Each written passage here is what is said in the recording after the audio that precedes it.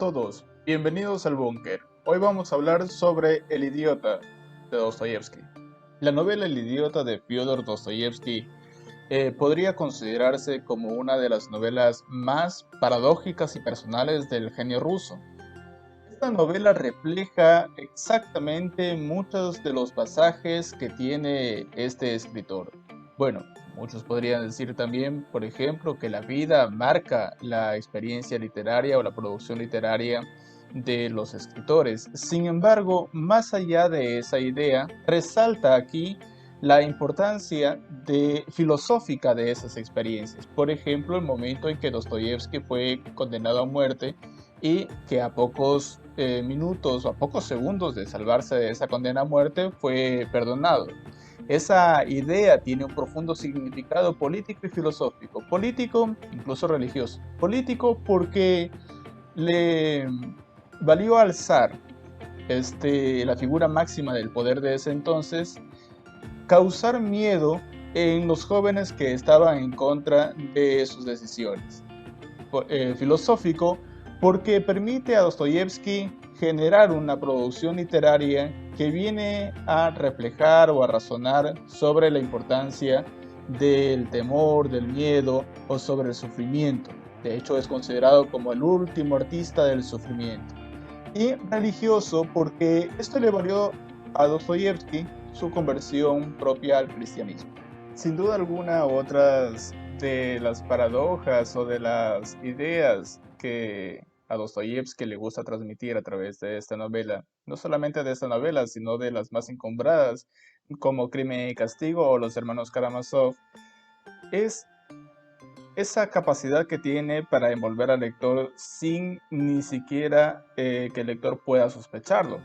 Por ejemplo, apenas uno empieza a leer la novela, se da cuenta que el personaje principal, el príncipe Mishkin, es un ser extremadamente ingenuo, sobre todo que está inmerso en una sociedad que está plagada de diferencias sociales, unas clases sociales que obviamente tienen sus propios rasgos, sus propias características, y de hecho una de sus aspiraciones es ingresar a la clase social alta. En realidad no es tanto su propósito, pero dadas sus circunstancias, como heredero de una fortuna, obviamente pues le toca ingresar a la clase social alta.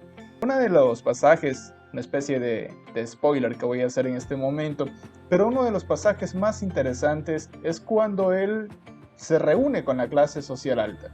En el momento en que él se reúne con la clase social alta, con la alta esfera, con esos personajes encumbrados a los que parecen como semidioses o dioses, es para una sociedad de clase media, realmente él se da cuenta que esas personas son tremendamente comunes y corrientes. Es decir, él se pone a reflexionar e incluso lo manifiesta. Yo estaba nervioso, dice el príncipe Mishkin, pensando en cómo serán ustedes, en cómo serán todos los de la clase social alta. Me sentía nervioso de presentarme a ustedes y, bueno, temía entorpecer la reunión. Pero incluso me doy cuenta que ustedes son personas ridículas. Y lo dice de esa manera, con una tremenda ingenuidad que incluso no causa una mala impresión, sino que tiene más bien una impresión bastante benévola de parte de estos personajes que lo consideran un personaje muy ingenuo. En esa medida, Dostoyevsky nos sumerge en una crítica social muy fuerte. De hecho, hay temas que se topan en esta novela muy íntima para el escritor, temas como por ejemplo el socialismo. Pues sí, hay una crítica muy fuerte al socialismo ya en el siglo XIX con novelas como esta. Y de hecho hay una idea que a mí me impactó y me dejó pensando por varios días, donde él dice, por ejemplo, que el socialismo y el ateísmo son herederos del catolicismo. Un catolicismo obviamente falso, desvirtuado de su interés esencial, que produjo dos fenómenos interesantes en la sociedad. El ateísmo, que es una especie de una religión más, y el socialismo, que es a su vez una ideología que cree que puede arreglar todos los problemas sociales luchando entre las clases sociales. La paradoja radica esencialmente porque uno sin quererlo, en algún momento de la historia, lo termina llamando un idiota.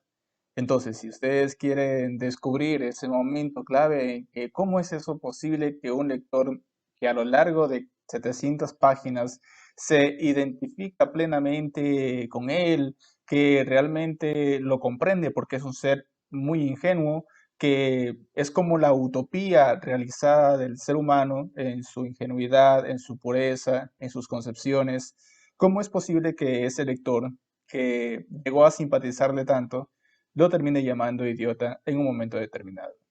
Si quieren descubrirlo, pueden ustedes aventurarse en esta lectura.